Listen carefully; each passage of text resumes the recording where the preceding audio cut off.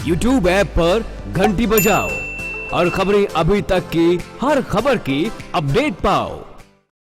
तो सत्तासीन पार्टी के लिए कितनी बड़ी चुनौती है कांग्रेस, जो कि जींद के 5 सीटों की बात कर ले लगातार 2 बार से सूखे में है, यानी कि बाहर चल रही है। पिछली बार उम्मीदवार की जमानत भी जब्त हो गई। इस बार रणदीप सुरजेवाला को लेकर आए हैं, जो कि कांग्रेस के मीडिया सेल के प्रभारी हैं, कैथल से सिटिंग एमएलए हैं, वर्तमान विधायक हैं और कद्दावर नेता के तौर पर उनकी पहचान है, इसमें कोई दरार नहीं। और इनेलो की बात करें, सबसे आखिर में जो है पत्ते खोले हैं इनेलो ने। उम्मीद रेहडू जाट नेता के तौर पर जाने जाती हैं, जिला परिषद की वाइस चेयरमैन, इसके अलावा कंडीला खाप के नेता के तौर पर भी। और जाट आंदोलन में आपको याद होगा उनकी ओर से धरना प्रदर्शन भी किया गया था। कास्ट का भी फैक्टर है, अर्ध शहरी सीट है वो भी फैक्टर है, कई पार्टियों की, सभी की भी लगा सकते हैं इसमें, क्योंकि बहुत सारी अलग बातें हैं इस बार के बाई इलेक्शन जो है, बाईपोल जो है। तो बेहद खास ये चुनाव है, उसको लेकर हम चर्चा करेंगे। जब नामांकन दाखिल हो चुके हैं सभी पार्टियों के, मुद्दे क्या रखेंगे और मुद्दे क्या होने चाहिए, कितना कड़ा मुकाबला है, कौन मुकाबले में है और कौन पहले नंबर पर आने के लिए, हालांकि दावेदारियां सबकी हैं, पहले नंबर पर आने के लिए है, कौन किसको पीछे छोड़ने के लिए मैदान में है, इसको लेकर हम चर्चा करेंगे। कुछ खास मेहमान मेरे साथ हैं जिनके साथ हम चर्चा करेंगे। हरियाणा बीजेपी की ओर से प्रवक्ता हैं नीलम चौधरी, स्वागत है आपका। इनेलो से प्रवक्ता अर्जुन सुडेल साहब हमारे साथ हैं, आपका भी बहुत स्वागत है। हरियाणा कांग्रेस से प्रवक्ता राकेश शर्मा जी हमारे साथ चर्चा में जुड़े हैं, सर स्वागत है।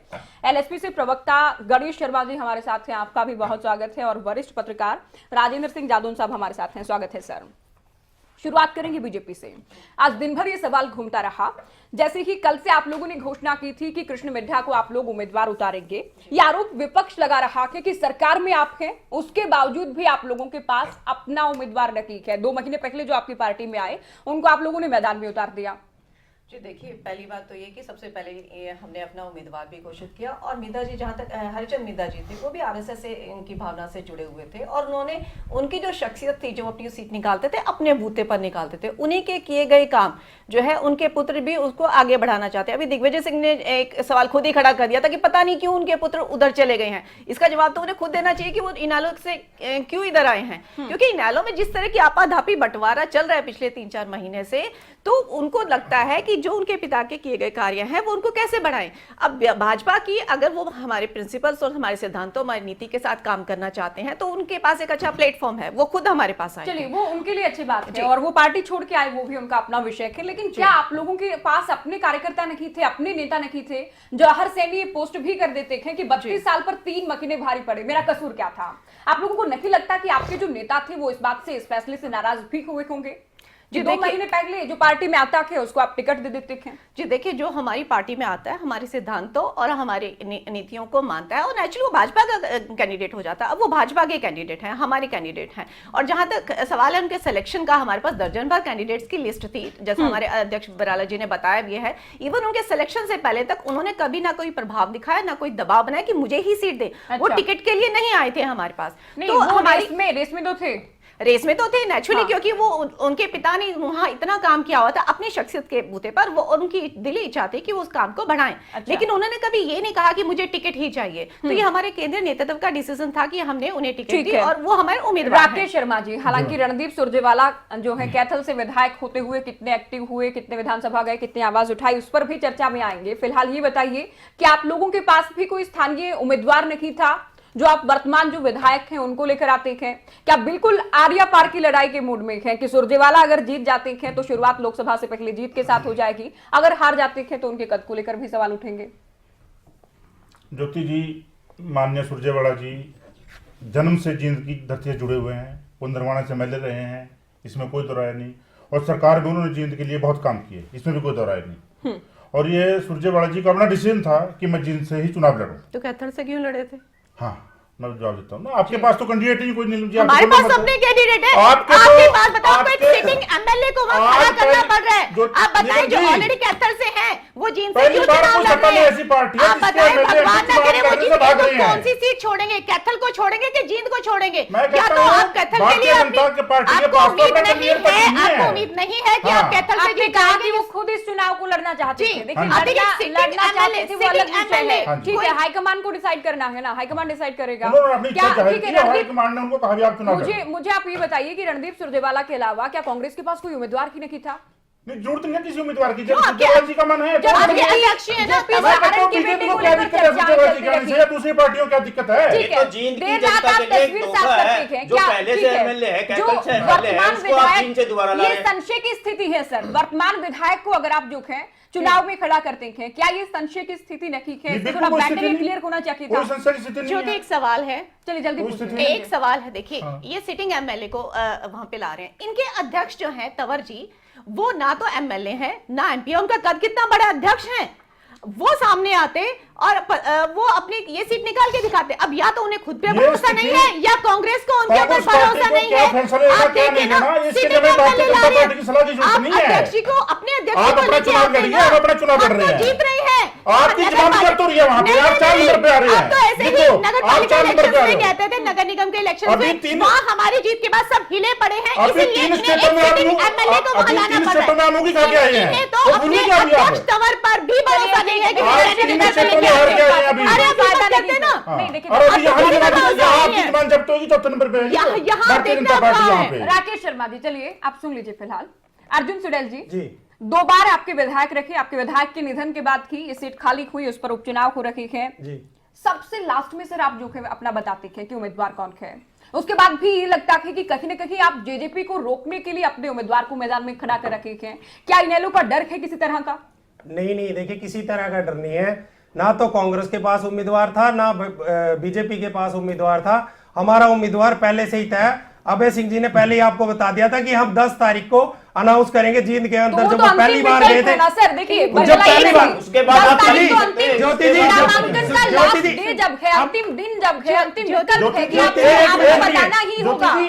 यार मेरी बात सुनिए। 9 तारीख को 8 तारीख को नॉमिनेशन किया उन्होंने आजाद उम्मीदवार को, अपने उम्मीदवार Independent को। देखिए नीलम जी, जब आप बोल रहे थे मैं बिल्कुल बीच में चलिए नहीं भैया, बोला, एक ना सवाल मैं है अपने आपसे। कांग्रेस के प्रवक्ता के बीच में बोल रहा हूँ। अभय सिंह जी जिस दिन सिर्फ एक सवाल अधिकार है। यात्रा के दौरान जींद में गए थे, इलेक्शन अनाउंस हो चुका था, तब उन्होंने कहा था कि हम 10 तारीख को अपना प्रत्याशी घोषित करेंगे। सबसे पहले उन्होंने ये कहा था इनके पास ना तो बीजेपी के पास उम्मीदवार था अच्छा। और ना ही कांग्रेस के पास सबने- उम्मीदवार था। सबसे पहले हम ही ने अपना उम्मीदवार सबसे घोषित पहले। किया है। सबसे पहले सब बता चुके थे, आपसे पहले सब बता चुके थे। आपको लगता है कि हमारे पास उम्मीदवार था? ज्योति जी, जी, सबसे पहले इंतजार जीत था। में हमने बिल्कुल। लोग बात और का इंतजार सुशीला है। पार्टी ने अपना उम्मीदवार विनोद सभी आदित्य जी को उतारा पार्टियां- था। सबसे पहले हमने नामांकन कराया, दोनों और सबसे सत्ता- पहले अपना कैंडिडेट डिक्लेयर किया था। सत्तारूढ़ पार्टी भी और कांग्रेस भी, जिसने 10 साल राज किया, वो कहीं ना कहीं से ढूंढ ढूंढ कर उम्मीदवार लाए और उनके पास अपना उम्मीदवार नहीं था। चलिए, सिटिंग दीप एमएलए को कमल चुनाव सारंग लड़ाना पड़ रहा जी है। हमारे साथ जुड़ गए हैं, जेजेपी से प्रवक्ता जुड़े हैं। स्वागत है आपका चर्चा में। दीप कमल जी, अभी दिग्विजय से भी मैंने यही सवाल किया कि अब आप कहते हैं कि जींद में बहुत सारी दिक्कतें परेशानियां हैं, विकास कार्य नहीं हुए। 7 अक्टूबर तक उसी पार्टी का हिस्सा थे जिसके 2 बार विधायक रखे हैं, उससे पहले भी पार्टी का गढ़ माना गया। अब दिग्विजय को लगता है, जेजेपी को लगता है कि जींद का विकास ही नहीं हुआ।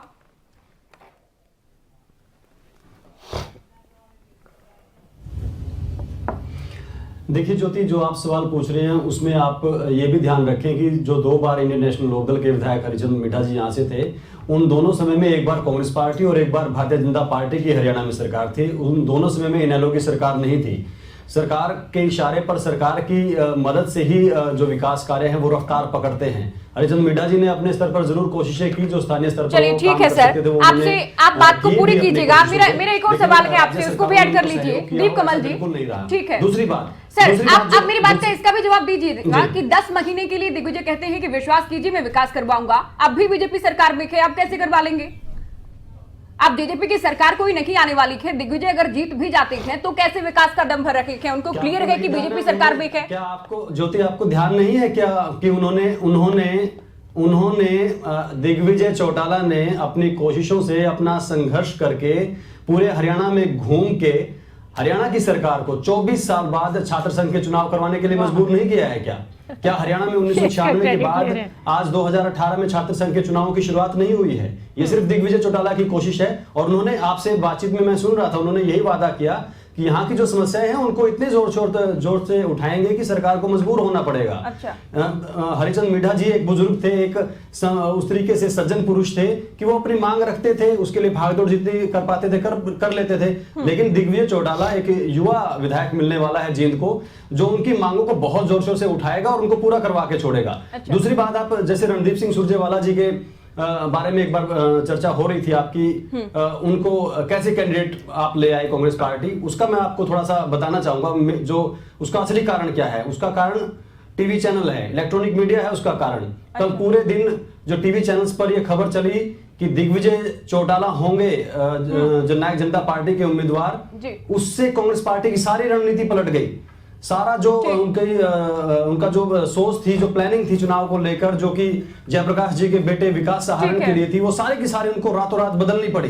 जब उनको दिखा कि दिग्विजय चौटाला आ रहे हैं, हालांकि वो बिल्कुल कंफर्म खबर नहीं थी, कोई तय नहीं था दिग्विजय चौटाला का उस वक्त तक चुनाव लड़ना, उससे डरकर, उससे घबराकर कांग्रेस पार्टी ने रणदीप सुरजेवाला को उतारा। गांधी की टीम के सबसे बड़े कम्युनिकेटर, जिनकी उनको लोकसभा चुनाव में बहुत ज्यादा जरूरत होगी। आप ये सोचिए, रणदीप सुरजेवाला को आप ये सोचिए कि लोकसभा के चुनाव 4 महीने बाद हैं, 3 महीने बाद हैं, राहुल गांधी को प्रधानमंत्री बनाना है कांग्रेस पार्टी ने, और अपने कम्युनिकेशन सेल के इंचार्ज को वो फील्ड में भेज रहे हैं यहाँ पर। क्या उनको वहां पर जरूरत नहीं है कम्युनिकेशन? ठीक है, इस पॉइंट का हम इस बात का हम जवाब लेंगे अभी के लिए। ठीक है, जरूरत है एलएसपी के, ठीक है सर, आपके पास भी आएंगे राकेश शर्मा जी से, इस बात का जवाब भी हम जरूर लेंगे।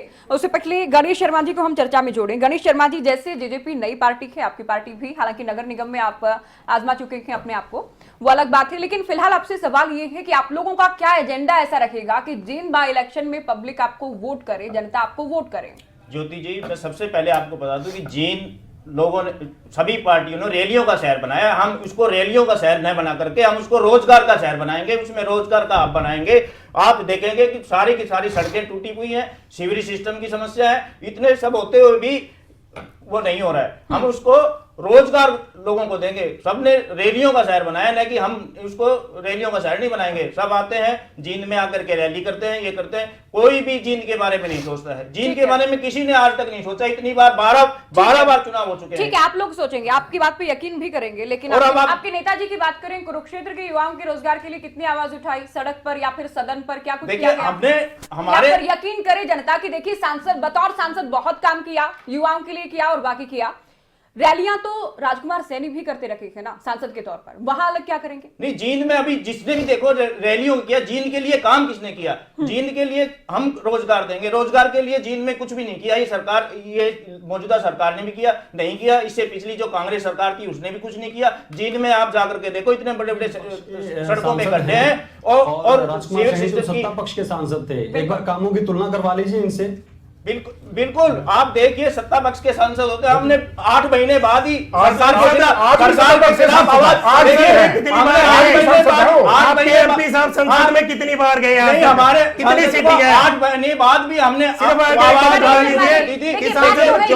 कितनी सीटिंग है? जब आप बोल रहे थे, मैं आपके बीच में बिल्कुल नहीं बोल रहा था। सिर्फ एक सवाल, कितनी सीटिंग है ये बता दीजिए आप। जब मैं आप बोल रहे थे, मैं आपके बीच में बिल्कुल नहीं बोल रहा था। आपने बात करी ना, वो आवाज उठाने की मैंने कहा, जोड़ेंगे, लेकिन सवाल ये उठता है कि कितनी बार संसद में गए, कितनी बार सवाल पूछे, देखिए, कितनी बार खड़े होकर सवाल पूछे, 8 महीने के बाद भी हमारे सांसद बीजेपी के 5 साल में एक बार भी नहीं गए। बीजेपी के 5 साल में एक बार भी नहीं गए। जब सारा हरियाणा चल रहा था, उसके खिलाफ आवाज उन्होंने हरियाणा प्रदेश को भाईचारा खराब करके हरियाणा प्रदेश को जलवाने का काम उन्होंने तो किया था। आप मेरे को बोलने दीजिए, अगर आप बोल रहे हैं तो मैं चुप हो जाता हूँ। आप मेरे को अपनी बात तो रखने दीजिए। सीटिंग बता दीजिए ना, एक बार भी नहीं गए। आप ये बताओ ना, मेरे को अपनी बात तो रखने दीजिए। आप मेरे को अपनी बात नहीं रखने दे रहे, आप कुछ नहीं करने दे रहे, ये थोड़ा ही है। संसद में, और ना ही भारतीय जनता पार्टी ने लिख कर दी। अभी आप देखो, बीजेपी के बाद उनका अपना कोई युवा नहीं रहा। कांग्रेस का जो संसद एमएलए वो उसको जीत में उतार लिख कर दिया है। अगर दोनों में किसी ने लिख कर दिया है, लोकसभा को तो दिखाए वो चिट्ठी। दोगली राजनीति है ये, लोगों को बेवकूफ बना रहे हैं। नहीं, बेवकूफ को अपने जेजेपी आपस में बना रहे हैं, उनकी आपस में परिवार की लड़ाई है। वो परिवार की लड़ाई को आप देखो, कांग्रेस में आप देखो 4 धड़े बने हुए हैं। तो ऐसा कुछ नहीं है। आगे बढ़ना होगा चर्चा में, लेकिन साफ सी बात ये है कि ना वो निकले हैं, ना बीजेपी ने उनको निकाला है, इसमें कोई भी लड़ाई नहीं है। जाधव साहब, अभी रणदीप सुरजेवाला के मैदान में आने के बाद और दिग्विजय चौटाला के उनके सामने आने के बाद कितना दिलचस्प मुकाबला लगता है आपको? कितना कड़ा मुकाबला रखेगा और किसके बीच मुकाबला होगा? देखिए, मुकाबला बड़ा दिलचस्प है। इसमें क्या है कि 2 नई पार्टियां हैं, उनको साबित करना है कि उनकी राजनीतिक हैसियत क्या है, किस तरह से वो लोग उनके साथ जुड़ रहे हैं और किस तरह से उनको जन समर्थन मिल रहा है। इसमें लोकतंत्र सुरक्षा पार्टी भी है, जननायक जनता पार्टी भी है। 2 पार्टियों को अपने आप को साबित करना है। दूसरे, लोकसभा चुनाव और विधानसभा चुनाव बहुत करीब है। सभी पार्टियों को यह साबित करना है कि आने वाले चुनाव में जो है हम बहुमत हासिल करने जा रहे जी। हैं। जो जीतेगा वो ये साबित करेगा कि हमें आने वाले लोकसभा चुनाव में, विधानसभा चुनाव में बहुमत मिलने वाला है। तो इस तरह से सभी के लिए एक टेस्ट है। कांग्रेस ने इसीलिए फैसला किया होगा कि रणदीप सुरजेवाला की सक्रियता के आधार पर हाँ। वो देखते हुए कि वो काफी जो है रैलियां कर रहे थे, किसान मजदूर रैलियां कर रहे थे, मुख्यमंत्री पद की दावेदारी भी कर रहे थे। हाँ। तो मुझे लगता है कि कांग्रेस नेतृत्व ने ये समझा है कि जींद के उपचुनाव में क्यों ना इनको उतार के, अब कांग्रेस के सामने एक बहुत बड़ी चुनौती है। इनेलो ये कहती रही कि भाई हम सेकंड नंबर पर हैं और प्रिंसिपल अपोजिशन पार्टी का दर्जा है। हाँ। और कांग्रेस थर्ड नंबर पर थी, तो कांग्रेस का ये दावा रहता था कि असली अपोजिशन तो हम हैं, ये तो जो है बीजेपी के सहयोगी दल है। तो कांग्रेस को ये साबित करना है कि जींद उपचुनाव में जीतकर असली विपक्ष की भूमिका में हम रहे हैं और हम हैं। इसलिए कांग्रेस ने बहुत छोटा कमेंट कीजिएगा, उसके बाद कोशिश ये करेंगे कि ब्रेक पर जाएं और ब्रेक के बाद विकास के मुद्दे के साथ मुझे एक छोटे से सवाल का जवाब देते हैं कि अगर कांग्रेस पोज करो, भगवान ना करे, अगर ये जीत भी जाते हैं, तो अगर ये तंवर को उसकी जगह अपना कैंडिडेट लाते तो ये लीडर ऑफ अपोजिशन का भी तो दावा कर सकते थे। वो एक ज्यादा अच्छा कार्ड होता, बजाय कि वो हार से बचने के लिए जो है सुरजेवाला को। मैंने आपसे एक न्यूट्रल आंसर जानने के लिए मैंने आपसे पूछा कि आप तो कहते हैं कि भगवान ना करे, फायदा तो मैं कहता हूं आपकी जुबान पर सरस्वती बैठी है। बहुत बहुत धन्यवाद। मैंने कहा है भगवान ना करे कि वो जीत जाए, लेकिन आप जिस धन्यवाद तरीके आपका। से सिचुएशन है कि तंवर की बजाय वो सुरजेवाला पर खेल रहे हैं। विकास का बड़ा मुद्दा है कि जिनको राजनीतिक राजधानी तो आप लोगों ने बताया है और इसे बार बार कहा भी गया, रैलियां भी की जाती हैं, जनसभाएं भी की जाती हैं, बड़े बड़े नेता यहाँ से निकले थे, लेकिन क्या जिंद के साथ जस्टिस हो पाया? क्या जिंद का विकास उतना हो पाया जितने वादे किए? तो हरियाणा की राजनीतिक राजधानी, हरियाणा का दिल, और पता नहीं क्या क्या जो कहा जाता है, इसका महत्व बताया जाता है राजनीतिक, लेकिन बड़े बड़े नेता यहां से निकले, बड़े बड़े राजनीतिक धुरंधर यहां से निकले थे, लेकिन जींद के लिए क्या किया गया, कब किया गया, अगर किया गया तो नजर क्यों नहीं आया, जींद अभी भी पिछड़े जिलों में शामिल क्यों है, ये हम जानने का प्रयास करेंगे। क्योंकि नीलम जी, सत्तासीन आपकी पार्टी है, 4.5 साल करीब करीब आप लोग पूरे कर चुके हैं। पिछली बार जब आपसे विकास को लेकर सवाल किया गया तो आपको ये भी बताना पड़ गया था कि हमने एलईडी बल्ब बांटे हैं। विकास बहुत ज्यादा नहीं किया गया मैडम। नहीं, इवन देखिए कुछ तो मैंने लास्ट टाइम आपको बता ही दिए थे। अब देखिए जो जींद और रोहतक के बीच में जो बाईपास है कितने सालों से लटका पड़ा है, सारी सरकारें आई और चली गई, किसी ने उस पर ध्यान नहीं दिया। अभी हमने उसके लिए 8 महीने की डेडलाइन फिक्स कर दी है कि 2019 में ही हम उसको बना देंगे। और अब देखिए हमारे लिए कोई भी जो चुनाव है, कोई भी चुनाव है वो महत्वपूर्ण होता है। जींद का बेशक ये उपचुनाव है और इसका सरकार पे कोई असर नहीं पड़ने वाला, इवन देन हम इसको पूरी गंभीरता के साथ हम इसको ले रहे हैं और पूरी चुनौती मान रहे हैं। पड़ने वाला है कि किसी पार्टी की लहर ये डिसाइड होना है। लोकसभा चुनाव भी बहुत करीब है। अभी दीपकमल जी ने भी कहा, इससे पहले दिग्विजय ने कहा कि विपक्ष के विधायक थे इसलिए विकास नहीं करवाया गया। पहली बात तो ये कि सबका साथ सबका विकास वाली जो बातें थी वो धत्ता साबित हो जाती थी अगर ये कहा जाए।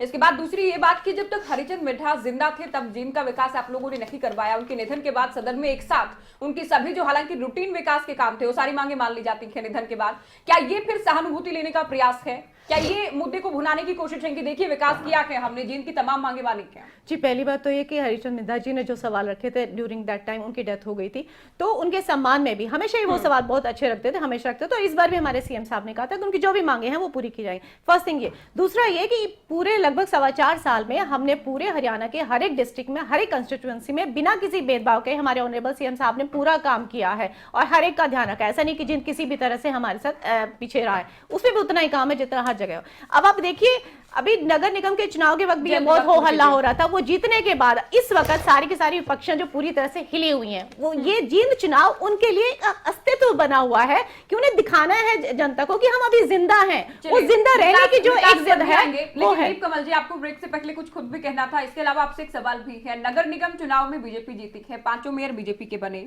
अब शहरी सीट एक है और बीजेपी के पास नौजात जो है उम्मीदवार है। क्या बीजेपी नहीं लगता कि बहुत मजबूत स्थिति में है? सत्तासीन होने का फायदा भी है।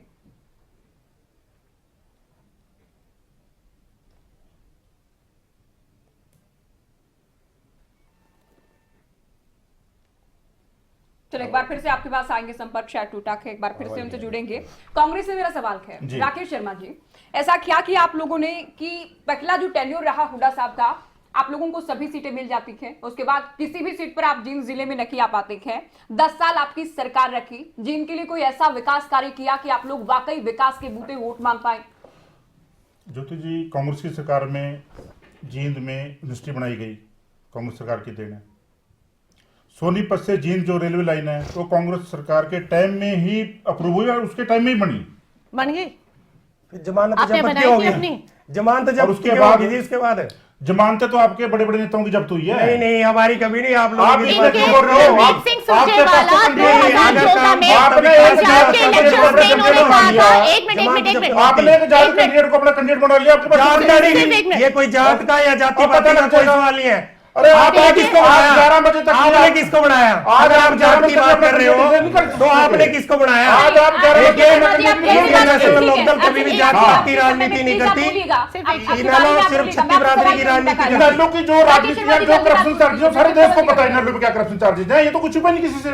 तो वही तो पूछ रहा हूँ, अगर इतना विकास कराया तो जमानतें जब्त ना होती। आपने 10 केवल साल सरकार ठीक रही है, है। आपने विकास क्या करवाया? आपके पास बहुत ज्यादा बताने को कुछ नहीं है, स्वीकार कीजिए इस बात को, नहीं तो बताइए। बिल्कुल। इवन सुरजेवाला इनके समय में मंत्री भी थे। जी, और अब एक चीज और जी, बता दें, कांग्रेस के टाइम में हुई मैडम, चाहे सड़कों की इन्हीं से सवाल है। डेवलपमेंट थी, पूछिएगा बाद में। चाहे रेलवे लाइन का काम था, और चाहे यूनिवर्सिटी बनाने का काम था, सारा कांग्रेस के टाइम में हुआ। और उससे पहले भी नहीं हुआ, उसके बाद भी नहीं हुआ आज तक। सारा काम में आपने दो चीजें गिनवाई हैं, ये आपका सारा काम हो गया। पिछले भी जवाब में, इसमें भी। दीप कमल जी, आपसे सवाल बीजेपी को लेकर था कि यार शहरी सीट है, इससे पहले मेयर के जो चुनाव थे, नगर निगम के चुनाव बीजेपी ने जीते हैं, नॉन-जाट उम्मीदवार बीजेपी के पास है। क्या लगता है कि बहुत जो है कड़ी टक्कर देने वाली है बीजेपी, कम से कम मुकाबले में पहले नंबर पर फिलहाल?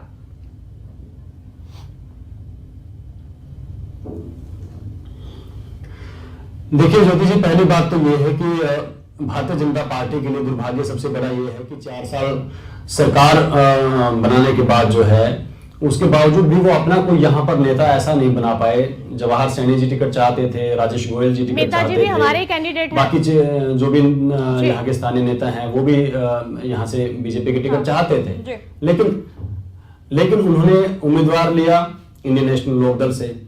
पिछले विधानसभा चुनाव में उन्होंने उम्मीदवार लिया था सुरेंद्र सिंह बरवाला, वो भी लिया था इंडियन नेशनल लोकदल से। यानी कि यहाँ पर उनको दूसरी पार्टी के नेता के वोटों के बगैर कोई गुजारा ही नहीं है। उनको ऐसा ही नेता चाहिए जो अपने साथ कोई 10-15 हजार वोट कम से कम ऐसे हो। आप ये देखिए, भारतीय जनता पार्टी के जो नेता हैं या प्रवक्ता हैं, वो यहाँ के विकास कार्यों को लेकर उलझ जाते हैं। अब बाईपास की बात कर रहे हैं, बाईपास 2019 में पूरा करेंगे। अरे कुंडली मानेसर पलवल एक्सप्रेसवे का काम इससे 4 गुना 6 गुना हमने पूरा किया, हमने पूरा किया। पहले किसी ने किया? इतना जल्दी उठा लिया। जींद की सूद आपको 2019 में आई है। हम जींद के लिए पिछले 4.5 साल से काम कर रहे हैं। नीलम जी आकर देखिए, अरे आप तो लोग आपको कोसेंगे, मैं कह रहा हूं। आप देखिए, हमें जीतेंगे। आप अपने कैंडिडेट की चिंता करें। हम अपने कामों के बेस पर ही नगर निगम के चुनाव जीते थे। यहाँ पर तो स्थिति बुरी है। देखिए, विकास को लेकर ये सवाल भी अपने आप में वाकई आप अपोजिशन में हैं, आप ऐसा कहेंगे जींद की जनता इस बार दिखा देगी कि वो बीजेपी को कितना पसंद करती है। आपके कैंडिडेट्स कहीं नहीं रहते। इवन इनका देखिए, सुरजेवाला ने पंजाब में जाके क्या कहा था, घोषणा पत्र जिसमें लिखा था पंजाब का पानी पंजाब के वास्ते, हरियाणा की कोई परवाह नहीं करता। दिग्विजय सिंह भी जी जो सिर्फ है वो अपने परिवार के बूते पर इलेक्शन लड़ रहे हैं, अपने बूते पर नहीं। आपकी पार्टी पानी ले आई क्या? तो एक्चुअली हमने तो जींद में 8 हेक्टेयर जमीन पर माइक्रो इरिगेशन का प्रोविजन किया है। नदियों और माइनरों में 1 करोड़ से ज्यादा मरम्मत का काम खर्च किया है। हमने जितना ग्राउंड लेवल पे काम किया है, इतना आप लोग कभी भी नहीं सोच सकते।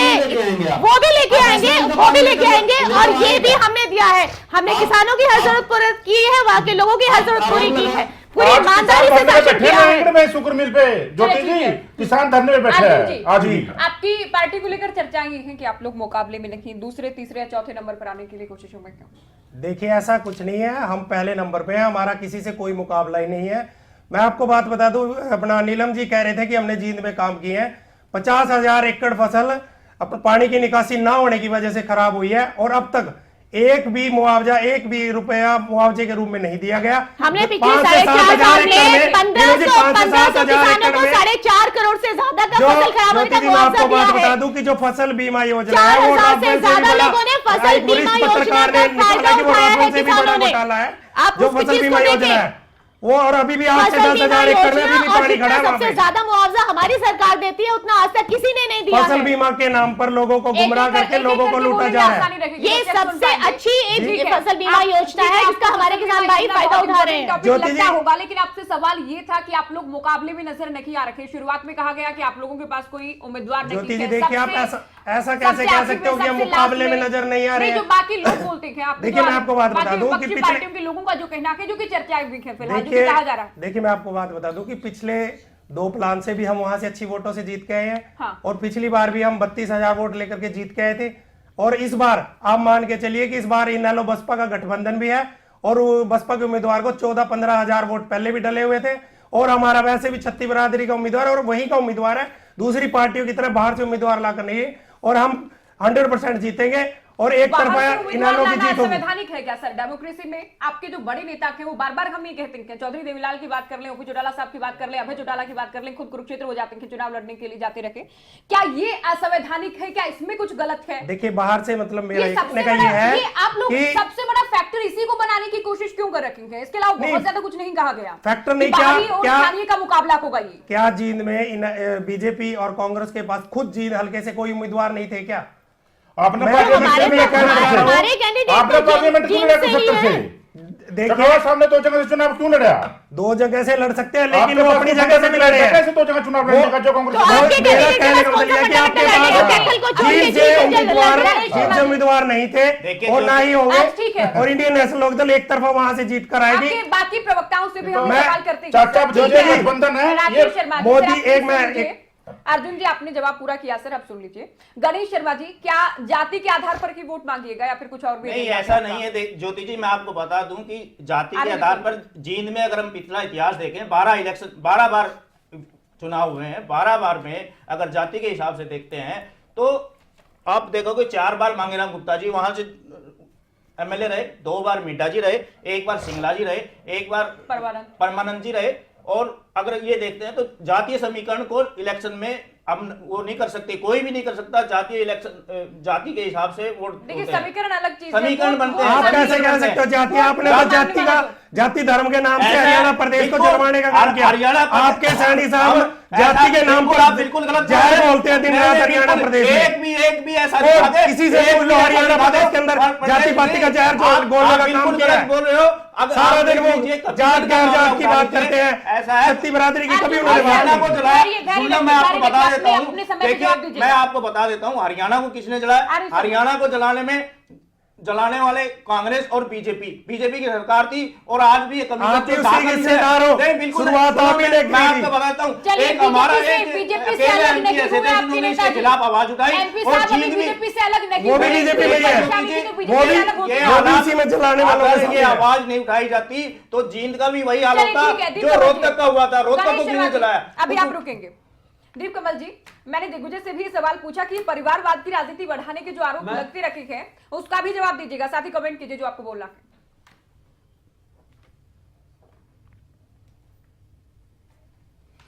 मैं ये चाह रहा हूं कि जो ये लोक शक्ति पार्टी है, जो भी नाम है पार्टी की पार्टी का, इनकी पार्टी बनाने का मकसद ही समझ में नहीं आता मुझे। तो नहीं, आपकी पार्टी बनाने का क्या मकसद है? आपका परिवार का जेजेपी बनाने का, इन लोगों का जेजेपी बनाने का क्या मकसद है? बिल्कुल मैं इस बात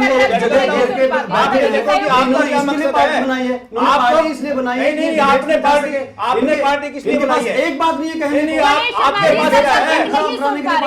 आपके बीजेपी को शील्ड कर रहे हैं, डिबेट्स को डाइवर्ट करने के लिए ये लोग डिबेट में आते हैं। नहीं, बिल्कुल नहीं। आपने किस लिए पार्टी बनाई? ये डिबेट्स को डाइवर्ट करने के लिए डिबेट में आते हैं, इसलिए इन्होंने पार्टी बना रखी है कि बीजेपी पर आरोप ना लग सके, बीजेपी को जवाब ना देने पड़े। मेरे को ये बताइए, मेरे को कमल जी बताइए जेजेपी किस लिए बनाई? जेजेपी किस लिए बनाई? आपकी तरह बुलाए जाते हैं, जैसे आप आते हो वैसे ही हम आते हैं। आपकी तरह बुलाए जाते हैं, आते हैं जबरदस्ती आ जाते हैं।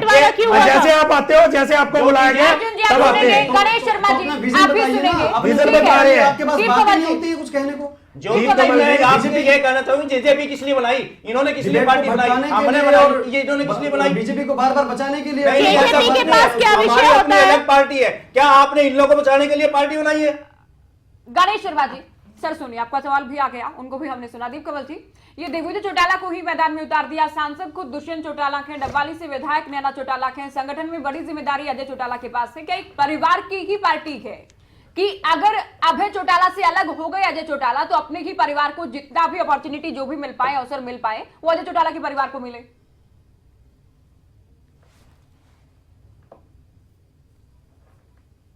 अभय चौटाला ने तो बयान भी दिया है कि इन्होंने पैसे कमाने के लिए इलेक्शन लड़े हैं। आज भी मैं इस बात को कह रहा हूं कि हमारी पार्टी इस अवसर को बहुत बड़ी चुनौती के तौर पर देखती है और हम पूरी ताकत के साथ, पूरी जिम्मेदारी के साथ, पूरी संजीदगी के साथ इस चुनाव को लड़ रहे हैं और हमारी बिल्कुल ये रणनीति का हिस्सा है कि कौन से उम्मीदवार बाकी पार्टियों से आते हैं, उसके हिसाब से हमने मजबूत उम्मीदवार देना था। जहां तक दिग्विजय सिंह चौटाला जी की बात है, देखिए 1 महीना पहले पार्टी बनी है, दिग्विजय जी को आगे राजनीति करनी है। कितनी अच्छी बात है कि एक युवा नेता ने पूरे हरियाणा को अपना घर समझा है, और उस वक्त पर जब पार्टी को बहुत ज्यादा जरूरत थी, जेजेपी को ये आस है इस उम्मीदवार से, इस चुनाव से, कि यहां से हम बड़ी अच्छी जीत के साथ आगे बढ़ेंगे और बहुत मजबूती के साथ अगले चुनाव में जाएंगे। पूरे हरियाणा को अपना घर समझकर जींद में जिनका निवास यहाँ पर उन्होंने इस रणभूमि को अपनाया है, चुना है। वो अगर आज के दिन कोई मैं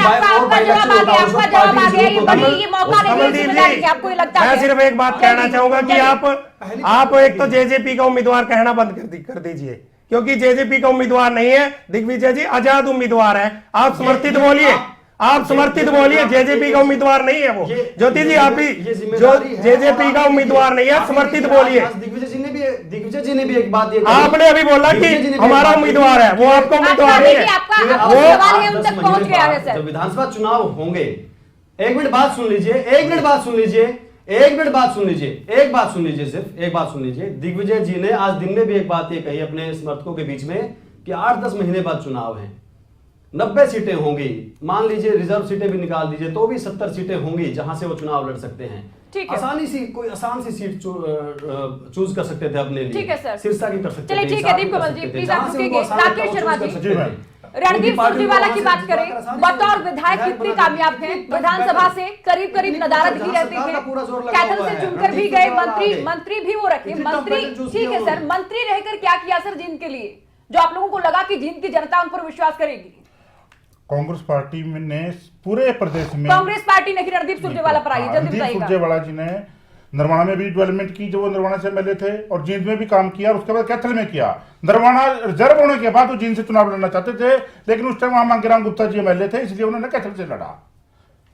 और रही बात डेवलपमेंट की, भी कांग्रेस ने पूरे प्रदेश में डेवलपमेंट की, जितनी 10 साल में कांग्रेस ने डेवलपमेंट की उतनी डेवलपमेंट आज तक प्रदेश में किसी पार्टी ने नहीं की। पूरे रोहतक और झज्जर में डेवलपमेंट हुई और पूरे हरियाणा में डेवलपमेंट नहीं। देवेंद्र सिंह लगातार आपकी पार्टी में रहकर भी कहते रहे सर कि उनके इलाके की नजरअंदाज, उनके इलाकों को किया गया, अनदेखी की गई है। वो हालांकि अब बीजेपी में है, वो अलग बात है। अगर इतना किया होता तो बार बार ये भी सवाल उठता है, पिछली बार आप लोगों की जमानत जब्त नहीं होती, 5 सीटों में से कोई एक सीट तो आप लोगों को मिलती, दूसरे टेन्योर में एक भी सीट आप लोगों को नहीं मिली।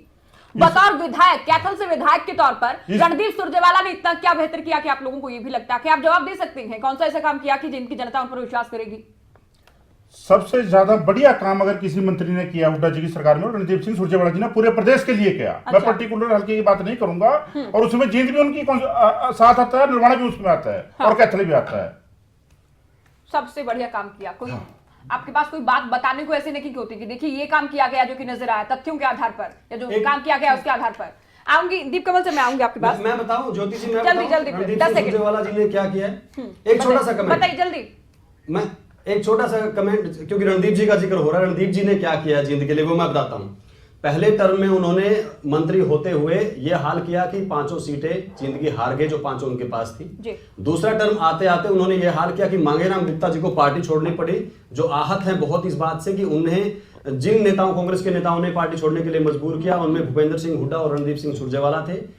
दूसरे टर्म के बाद ही उन्होंने और क्या किया, जो जींद के ही नेता है जयप्रकाश जी, जींद और कलायत जो उनका घर क्षेत्र है, दोनों जगह पे उनकी टिकट कटवाई 2014 में कलायत से, जो 1991 में केंद्र में मंत्री बने थे 25 साल पहले। उस नेता को उन्होंने एक टिकट नहीं लेनी दी विधानसभा की, अपने उम्मीदवार धर्मपाल शर्मा को कलायत से लड़वाया। आप अपनी पार्टी ज्वाइन कर लो ना, आपने क्या किया? अरे जेजेपी से गद्दार पार्टी भी हो सकती है हरियाणा में, टिकट मिल रही थी उसकी, आपने क्या किया अपने परिवार में? योगदान है रणदीप सिंह सुरजेवाला का। आप जेजेपी के लोगों ने अपने परिवार के लिए क्या किया? आप भी सुनेंगे सर, ये लोकसभा चुनाव पर कितना असर देखते हैं आप इस बाई इलेक्शन का? बाई इलेक्शन का देखिए मैसेज जाएगा लोगों के बीच में कि आखिर में किस पार्टी को लोगों ने पसंद किया, क्योंकि यहाँ जो है ना सिर्फ पार्टी की पसंद का ही फैसला हो रहा है। लोगों विकास कितना हो पाएगा, 4-4.25 साल में बीजेपी ने कितना किया वो लोगों को दिखाई दे रहा है। वो कांग्रेस सरकार के 10 साल में भी सड़कें इतनी बदहाल क्यों रही कि 4 साल में ही अगर कांग्रेस सरकार ने काम किया होता तो क्या ये माना जाए कि बीजेपी सरकार के 4 साल में, 4.25 साल में ही सड़कें बदहाल हो गई? इसका मतलब यह है कि काम जो है पहले से ही अटका हुआ था। जो जींद की सड़कों की हालत मैंने भी देखी है, कांग्रेस सरकार के दौरान एक रैली में जाने का मौका मिला तो वहाँ सड़कें बड़ी खराब थी ठीक है। और आज भी वही खराब चली आ रही है। आप लोगों के लिए चुनौती ये होगी, अगर हाइपोथेटिकल है ये, अगर जेजेपी आपसे आगे निकल जाती है तो जींद जो कि आपका गढ़ माना जाता है वहां ये हो जाएगा कि असली लोकदल मायने जेजेपी। देखिए, जींद पहले भी इंडियन नेशनल लोकदल का गढ़ रहा है और आगे भी आपको देखने को मिलेगा इस चुनाव में। जेजेपी तो कहीं भी किसी भी खाते में नहीं है और ना ही हम जेजेपी से अपना कोई मुकाबला मानते हैं। और रही बात बीजेपी की, ना तो उन्होंने 4 साल 4.5 साल में कोई विकास के काम किए और ना ही कांग्रेस ने 10 साल में काम किए। बीजेपी ने हर वर्ष, एक मिनट, हर वर्ष 2 लाख रोजगार देने का वायदा किया था। मैं सिर्फ एक लाइन कहना चाहूंगा। CMI की रिपोर्ट के मुताबिक, सर्वे के मुताबिक दिसंबर 2018 तक बेरोजगारी 7.4 बढ़ी है, बिल्कुल भी समय नहीं है। और नौकरियां 1 करोड़ 10 लाख नौकरियां छूटी है। ठीक है सर, निगम में आप नगर निगम के चुनाव में आप लोगों ने आजाद उम्मीदवारों को समर्थन दिया था, बहुत बुरा परिणाम था आप लोगों के लिए। बिल्कुल। आप अगर ये नगर देखिए की सिचुएशन है, अगर आप भी अभी भी आपके अपेक्षाओं के अनुरूप परिणाम नहीं आते हैं तो क्या मान लेंगे आप लोगों की स्वीकार्यता नहीं हरियाणा में? ज्योति जी, मैं आपको बता देता हूं, जो जींद की प्रेजेंट कंडीशन में बताऊं कि जींद में जो इनलो और जेजेपी दोनों कैंडिडेट एक दूसरे को हराएंगे। कांग्रेस के 4 धड़े हैं, वो आपस में एक दूसरे को, सुरजेवाला को वहां से जीतने नहीं देंगे। आप अपनी बात करो, मेरे धड़े कितने नहीं, सब धड़े देखिए, बात सुनिए। आप ये देखिए, नहीं, बीजेपी का अपना कैंडिडेट नहीं है, बीजेपी का मेरे को कहने चर्चा में बने रहने के लिए, वक्त देने के लिए। जंगे जींद का जो मैदान है वो पूरी तरह से तैयार है, योद्धा भी उतरे हैं, सबकी अपनी दावेदारियां हैं, लेकिन किसकी दावेदारियों में कितना दम है, क्या मुद्दे रखेंगे, क्या फैक्टर रखेंगे, कौन से समीकरण रखेंगे जो कि हावी रखेंगे, इस पर फिलहाल चर्चा की।